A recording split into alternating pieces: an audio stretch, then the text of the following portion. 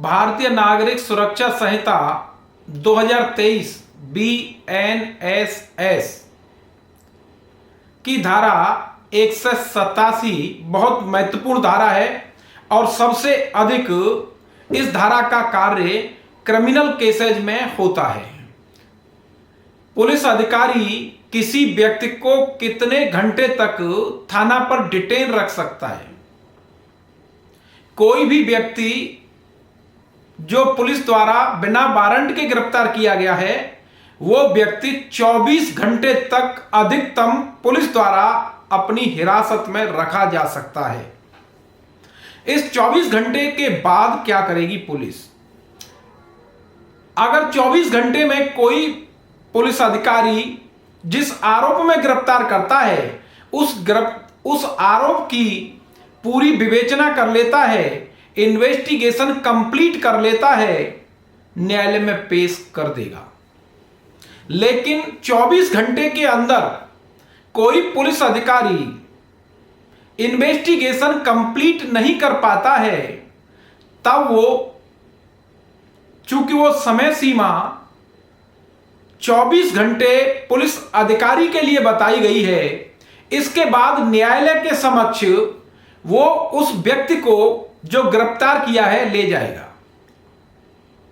कोई भार साधक SHO या कोई ऑफिसर जो सब इंस्पेक्टर से कम रैंक का नहीं है, वो उस व्यक्ति को जिसे गिरफ्तार किया गया है निकटतम मजिस्ट्रेट के पास, जो पास में कोई मजिस्ट्रेट है उसके पास ले जाएगा और FIR या कोई सूचना या कोई संदेह करने का कोई उचित आधार है, दृढ़ आधार है, विश्वसनीय कोई सूचना है, तब ऐसी डायरी और अभियुक्त को उस मजिस्ट्रेट के सामने पेश करेगा।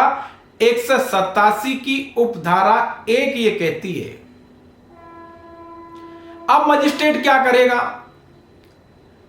चूंकि पुलिस ने 24 घंटे में कोई व्यक्ति गिरफ्तार किया और 24 घंटे हिरासत में रखा, अब मजिस्ट्रेट के सामने पेश कर दिया गया।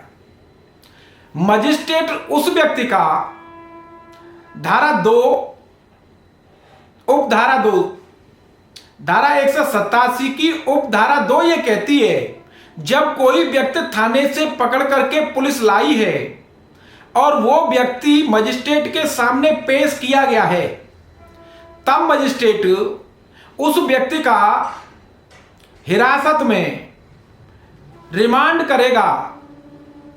यानी हिरासत, पुलिस हिरासत या न्यायिक हिरासत, 2 तरह की हिरासत है, वो उसको हिरासत में भेजेगा। अगर समझता है कि ऐसे व्यक्ति की हिरासत पुलिस को आवश्यकता है, तब पुलिस को हिरासत देगा, अथवा पुलिस को आवश्यकता नहीं है तब वो न्यायिक हिरासत में भेज देगा, यानी उस व्यक्ति को जेल भेज देगा यदि उसकी जमानत नहीं हुई है। जिस समय अदालत में कोई व्यक्ति पेश होता है, उसे जमानत दे दी जाती है तो कोई प्रश्न नहीं उठता है, हिरासत मुक्त हो जाता है। लेकिन जब जमानत नहीं दी गई है और उस व्यक्ति का हिरासत में रखा जाना जरूरी है, तब उस व्यक्ति को न्यायिक हिरासत में भेज देगा या पुलिस हिरासत में देगा। अगर पुलिस कहती है कि उस व्यक्ति से किसी वस्तु की खोज करनी है, किसी वस्तु की बरामदगी करनी है, कोई इंटेरोगेशन करना है, ऐसे व्यक्ति की विवेचना के लिए आवश्यकता है। यह 24 घंटे का प्रतिबंध इसलिए लगाया गया है, अगर पुलिस पर प्रतिबंध नहीं लगाया जाए तो पता नहीं पुलिस क्या कर दी, पता नहीं चलेगा व्यक्ति का कहां पेश करेगी और कितना टॉर्चर करेगी और क्या क्या कुल खिलाएगी। तो कहने का आशय यह है कि पुलिस से कहा है 24 घंटे और इसके बाद आप ले आइए मजिस्ट्रेट के यहां, और मजिस्ट्रेट के यहां भी प्रतिबंध है।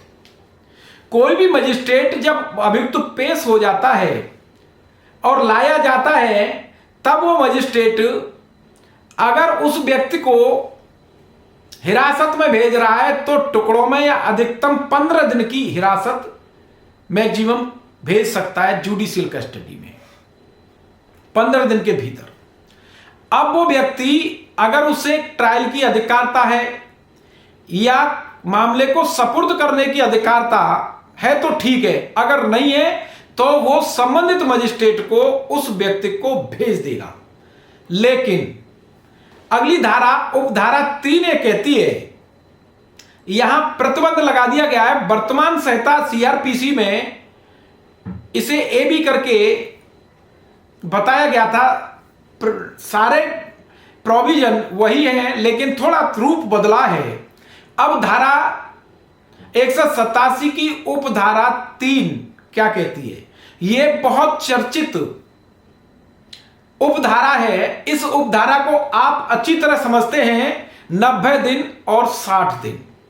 हर आम आदमी जानता है 90 दिन में छूट जाएगा, 60 दिन में कोई व्यक्ति छूट जाएगा अगर चार्जशीट दाखिल नहीं होती है। लेकिन मैं आपको स्पष्ट करूं, चूंकि इससे अधिवक्ता और बहुत विद्वान लोग जुड़े हुए हैं, चार्जशीट जैसा कोई शब्द इस प्रावधान में नहीं है।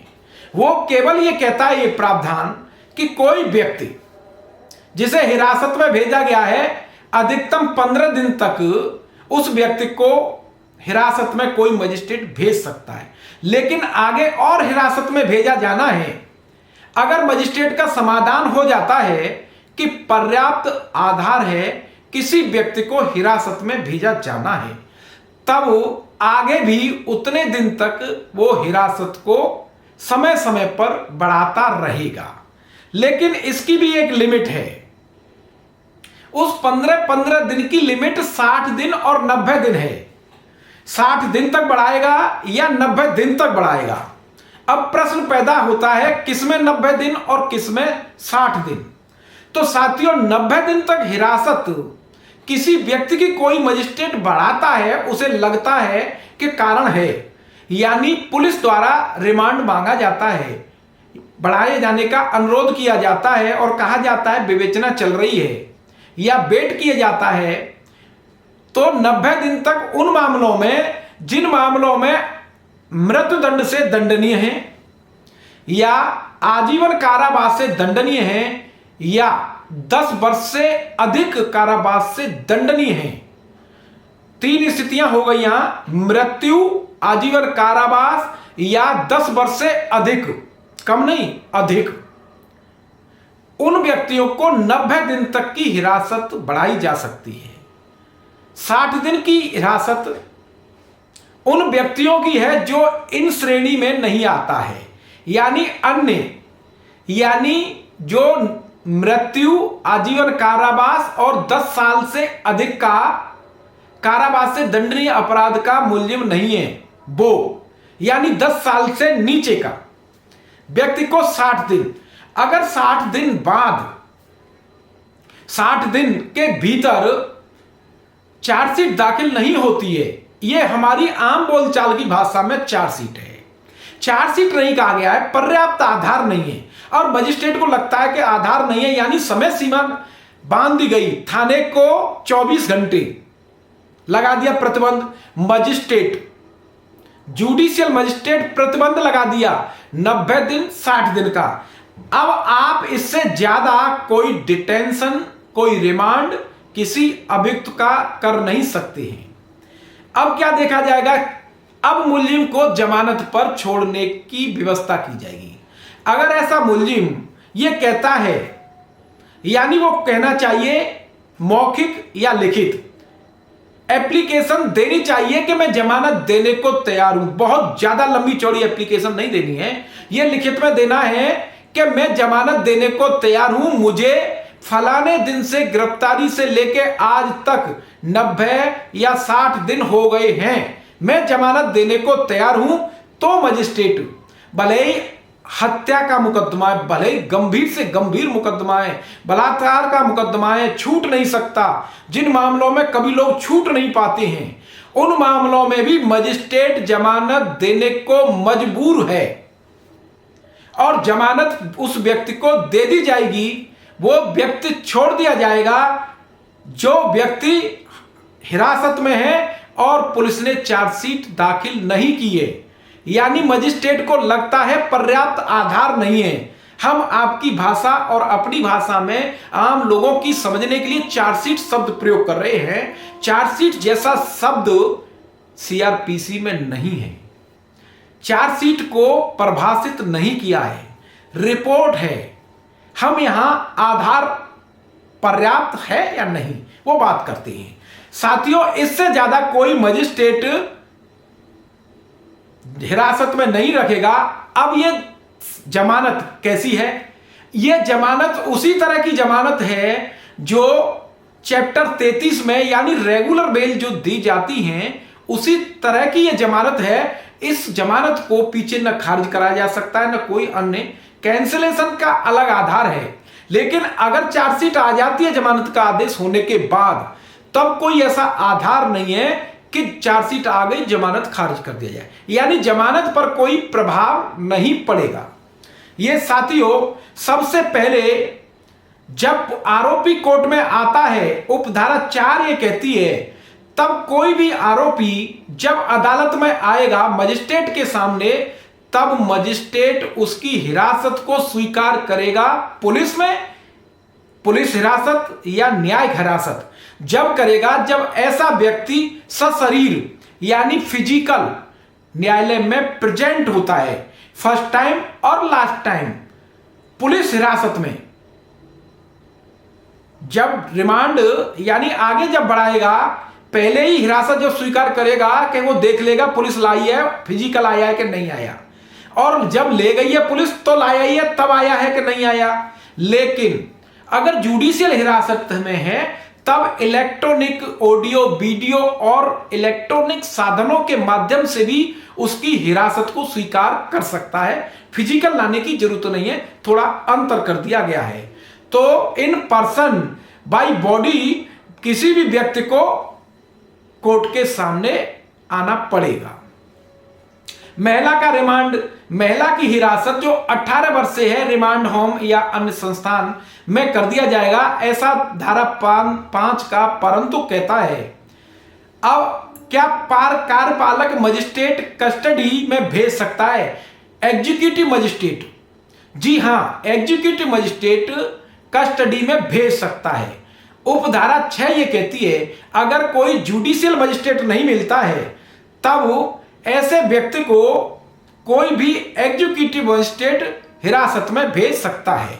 ये जुडिशियल कस्टडी में भेज सकता है, लेकिन वो अधिकतम 7 दिन तक के लिए भेज सकता है। उसके बाद वो जिस जुडिशियल मजिस्ट्रेट को ये अधिकार है उसे उस व्यक्ति को भेज दिया जाएगा। धारा 7 ये कहती है, उपधारा 7 187 की उपधारा 7 ये कहती है कि रिमांड हिरासत स्वीकृत करने के लिए उसको मजिस्ट्रेट को अपने कारण लिखने पड़ेंगे और बिना कारण के ऑर्डर अवैध होगा, ऐसा निरोध करने के लिए उसे अपने कारण लिखने पड़ेंगे। अगर ऐसी हिरासत पुलिस कस्टडी की किसी सीजीएम द्वारा नहीं दी गई है और सीजीएम से भिन्न किसी मजिस्ट्रेट द्वारा हिरासत दी गई है, तब उसके कारण लिखते हुए वो ऑर्डर की कॉपी उस सीजीएम को भेजनी होगी। ऐसा उपधारा 8 प्रावधान करती है।